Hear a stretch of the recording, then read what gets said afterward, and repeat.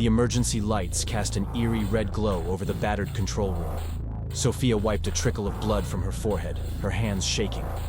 The ship had stabilized, but at a great cost. She could hear the distant sounds of the crew struggling to assess the damage. Sophia's heart ached for them. Each one was a family member now, bound by their shared desperation. She made her way to the engineering bay, the corridors silent save for the occasional creak of the compromised hull. As she approached, she heard muted voices, Chief Engineer Markov and Medical Officer Dr. Sinclair. Their faces were grave, shadows deepening the lines of worry etched into their skin. The main engine is beyond repair. Markov said, his voice a mix of anger and sorrow. We've lost life support in sections 3 and 4. If we don't find a solution soon... Dr. Sinclair's voice was barely above a whisper. We're running out of time and air. Sophia felt the weight of their situation press down on her, heavier than the emptiness of space.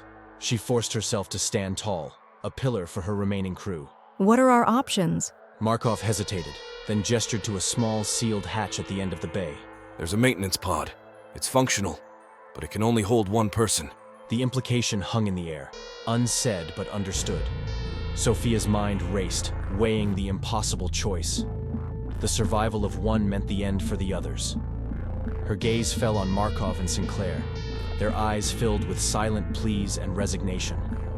Before she could voice her decision, a loud explosion echoed through the ship, the deck trembling beneath their feet.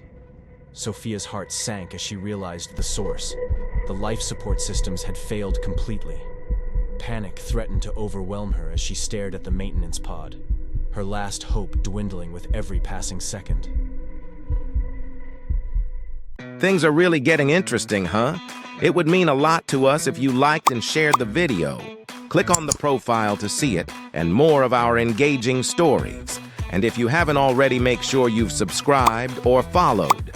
Trust us, you don't want to miss out on part 3.